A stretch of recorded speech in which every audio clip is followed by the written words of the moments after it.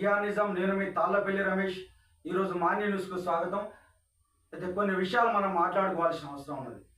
ఎందుకంటే ఎలక్షన్ వస్తూ ఉన్నాయి. ఎలక్షన్ వచ్చిన ప్రతిసారి అక్కడ ఉన్నటువంటి స్థానిక నాయకులు కావచ్చు, రాజకీయ నాయకులు కావచ్చు, ఎమ్మెల్యేలు కావచ్చు, ప్రతిపక్ష నాయకులు కావచ్చు, ఎవరైనా కూడా ఏం మాట్లాడతారంటే మాకు ఉన్నటువంటి నాయకులే మాకు లక్ష్యము, దీన్ని అభివృద్ధి చేయడం మా ఉద్దేశం, మేము ఇచ్చిన హామీలు నెరవేరుస్తామని చెప్పేసి అంటారు.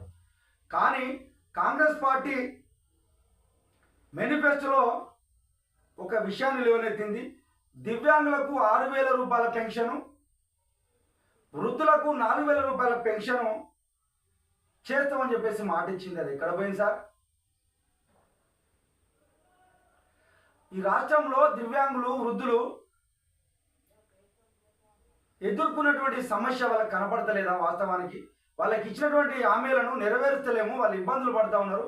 వృద్ధులు చాలా వరకు ఎంత ఇబ్బందులు పడతారో మనం కళ్ళారా చూస్తాం. వికలాంగులు కూడా పాపం వాళ్ళు కూడా దివ్యాంగులు కూడా ఎంత ఇబ్బందులు పడతారో మనం కళ్ళారా చూస్తా ఉన్నాం. పాలకులకు కనీసం వాళ్ళ మీద ప్రేమ లేకపోతే ఏం చేయాలి?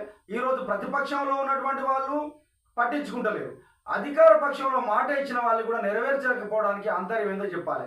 ఈ రోజు ఎక్కడైతే ఎలక్షన్లు జరుగుతాయో అక్కడ 1,000 కోట్లు నిధులను తీసుకుపోతా ఉన్నారు, మేము అభివృద్ధి చేస్తామని చెప్పేసి అంటా ఉన్నారు. కానీ ఈరోజు ప్రభుత్వ ఖజానా లేదు అని చెప్పేసి అంటున్నారు. కానీ మానవత్వం లేదా మీకు అని చెప్పేసి వాళ్ళు అడుగుతూ ఉన్నారు. మా మీద కనీసం మానవత్వం చూపెట్టండి, మీరు ఇచ్చినటువంటి హామీను నెరవేర్చండి అని చెప్పేసి వాళ్ళు చెయ్యని ప్రయత్నం లేదు. కానీ మీరు ఈ రోజు వరకు కూడా వాళ్ళని పట్టించుకున్న దాఖలాలు అనిపిస్తలేవు అని చెప్పేసి వాళ్ళు కన్నీరు మున్నీరు అవుతాను సార్. వాళ్ళ మీద దృష్టి పెట్టాల్సిన అవసరం ఉన్నది.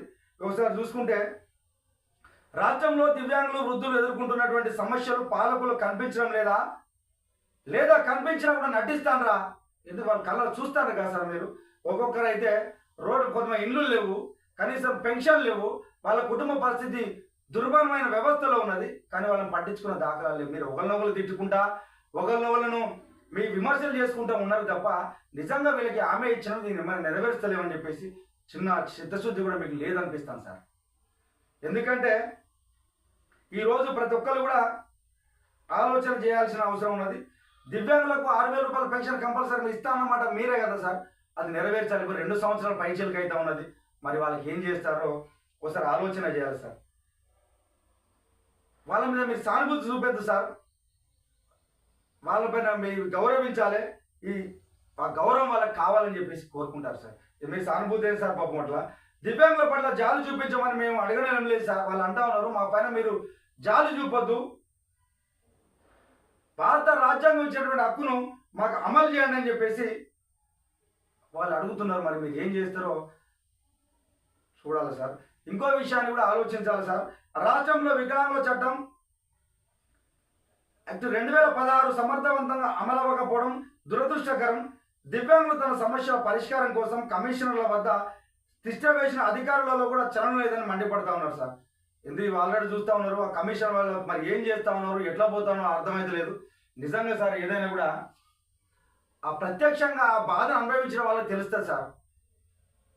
ఆ బాధ అనుభవించిన వాళ్ళు తెలుస్తుంది. మరి వాళ్ళు కమిషన్ ఎంత వాళ్ళు తిరిగినా కూడా వాళ్ళు ఇచ్చేటువంటి అప్లికేషన్లు కూడా పేపర్లకి పరిమితం అవుతాయి, కాగితాలకి కుట్టలుగా పేరుతానే తప్పి వాళ్ళకి మాత్రం పరిష్కార మార్గాలు దొరుకుతలేవని చెప్పేసి వాళ్ళు అడుగుతూ ఉన్నారు సార్. సమాధానం మీరు చెప్పాల్సిన అవసరం ఉన్నారు సార్.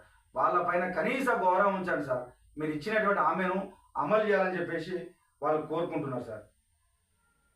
వాళ్ళు చాలా మంది అంటా ఉన్నారు మేము వినతులు ఇస్తాను కనీసం ఫలితాలు శూన్యంగా ఉంటాయి,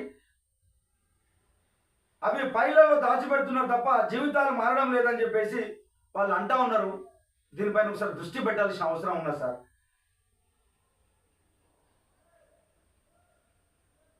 మీరు ఇచ్చినటువంటి ఒక ఆమె సార్, అది ఉత్తిత్తి ఆమెనా? దాన్ని అమలు చేస్తారా?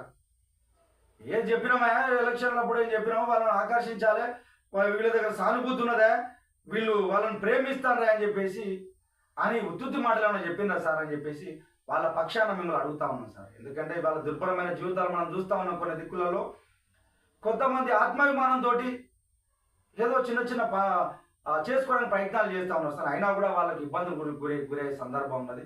కానీ వాళ్ళపైన దృష్టి పెట్టాల్సిన అవసరం మీ పైన ఎంతైనా ఉన్నది సార్. వాళ్ళు ఇచ్చేటువంటి ఆమె సార్, వాళ్ళకు మీరే ఇచ్చినటువంటి ఆమె, దాని 100 పాలు నెరవేర్చాల్సిన బాధ్యత మీ పైన ఉన్నది సార్.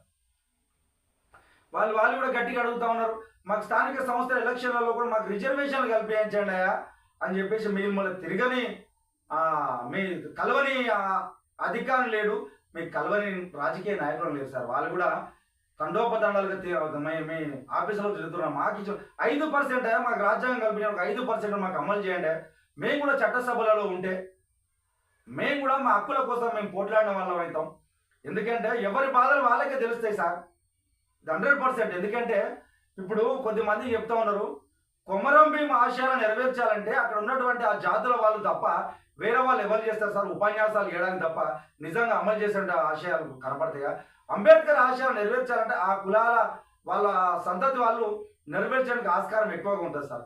కాబట్టి వాళ్ళు అడిగేది కూడా మాకు మాకు స్థానిక సంస్థల ఎలక్షన్లలో మాకు 5% రిజర్వేషన్ ఇవ్వండి అని చెప్పేసి అంటే ఈ రోజు గారు వాళ్ళు పట్టించుకున్న దాఖలాలు అయితే ఎక్కడ కనపడతలేవు సార్. ఆ చట్టాన్ని అమలు చేయాలని కోరుతా ఉన్నారు, కానీ ఇంతవరకు అది లేకుండా పోయింది సార్. తల్లి లాంటి ప్రజలను బలైన వర్గాలను పట్టించుకొని పాలకులకు నైతిక హక్కు ఉండదు సార్. నిజంగా వాళ్ళని పట్టించుకోకపోతే మీకు నైతిక హక్కు ఏ విధంగా ఉంటుందని చెప్పేసి వాళ్ళు అంటారు సార్. మీరు వెమ్మటే సార్ వాళ్ళు అడిగేది ఒక్కటే సార్, దయచేసి మీరు దృష్టి పెట్టుకోవాల్సిన అవసరం ఉంటుంది. ప్రభుత్వం ఉన్నట్టు అధికారులు కానీ పెద్దలు కానీ ఆలోచించండి సార్ మీరు. ఎందుకంటే వాళ్ళు అడిగేది మాకు మీరు ఇస్తానటువంటి ఆమెనే మాకు అమలు చేయండి అని చెప్పేసి అడుగుతా ఉన్నారు సార్. వాళ్ళు వృద్ధులు కూడా మాకు మీరు ఇస్తానటువంటి ఆమెను అమలు చేయండి అని చెప్పేసి అడుగుతా ఉన్నారు. వాటిపైన దృష్టి పెట్టండి సార్. ఖజానా ఏదో లోటున్నది చూపెట్టి అంటా ఉన్నారు తప్ప మరి మీరు ఇచ్చేటువంటి ఆమెలో పెద్ద అక్కడ 2000 కోట్లు ఖర్చు పెడతాను, మీరు 1000 కోట్లు ఖర్చు పెడతాను అని చెప్పేసి అంటారు. వీళ్ళపైన చాలా కనికరం చూపండి సార్. మీరు ఇచ్చేటువంటి ఆమెను అమలు చేయాలని చెప్పేసి వాళ్ళు అడుగుతారు. ఇప్పుడు రాజకీయ నాయకులను కానీ అక్కడ ఉన్నటువంటి ఆ స్థానిక సంస్థల స్థానికంగా ఉన్నటువంటి ఎమ్మెల్యేలను కూడా మేము టీఆర్ఎస్ నుంచి అడగదలుచుకున్నాం. ఏమండి మీరు కూడా చెప్పిండ్రు కదా, మా ప్రభుత్వం అధికారంలోకి వస్తే మీకు వికలాంగులకు 6000 ఇస్తాం, వృద్ధులకు 4000 రూపాయల పెన్షన్ ఇస్తామని చెప్పేసి అన్న మాటలు మీకు పట్టించుకోకపోతే ఎట్లా సార్? మీరు ఈరోజు మీరు నియోజకవర్గం అభివృద్ధి చేస్తాం, మా ప్రాణాలు పోయినా పర్లేదు ఇక్కడ అభివృద్ధి చేస్తామని చెప్పేసి అంటారు. ఈ రోజు ప్రతి దగ్గర ఈ మున్సిపల్ ఎలక్షన్ జరిగే దగ్గర ప్రతి ఒక్క ఎమ్మెల్యే కానీ ప్రతిపక్షంలో ఉన్నటువంటి ఎమ్మెల్యేలు అంటారు మా ఈ నియోజకవర్గ అభివృద్ధి మాది ఏమంటారు సార్? మరి అభివృద్ధిలో భాగంగా వాళ్ళకి ఇచ్చినటువంటి హామీను నెరవేర్చాల్సిన బాధ్యత మీ పైన ఉన్నదని చెప్పేసి టీఆర్ఎస్ నుంచి మిమ్మల్ని గుర్తు చేస్తా ఉన్నాం సార్. ఖచ్చితంగా మీరు ఇస్తున్నటువంటి హామీని మాత్రం కొంత పనులు నెరవేర్చి వాళ్ళకు న్యాయం చేయాలని చెప్పేసి టీఆర్ఎస్ నుంచి గుర్తు చేస్తాను సార్. ఎన్ని రోజులు సార్ వాళ్ళు తిరగలేక వాళ్ళు పాపం నడవడానికి ఇబ్బంది పడే సందర్భంలో ఎక్కడి నుంచో సుదూర ప్రాంతాల నుంచి వచ్చేసి హైదరాబాద్ లాంటి నగరాలకు వస్తూ ఉన్నారు. ఇంకోటి గ్రామీణ ప్రాంతాల నుంచి కూడా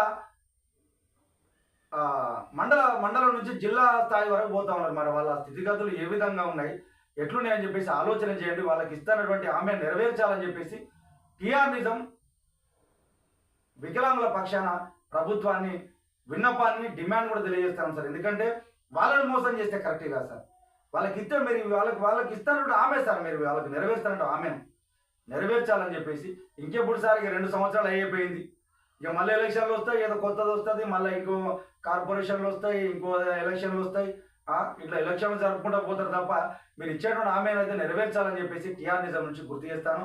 ప్రతిపక్షంలో ఉన్న నాయకులారా మీరు కూడా ఈ దిశగా అడుగులేరు. ఏదో మీరు పేపర్లకు ప్రకటించుకొని వాళ్ళ తరఫున యుద్ధం చేస్తానా అది చేస్తాం కాబట్టి చిత్తశుద్ధితో పనిచేయండి.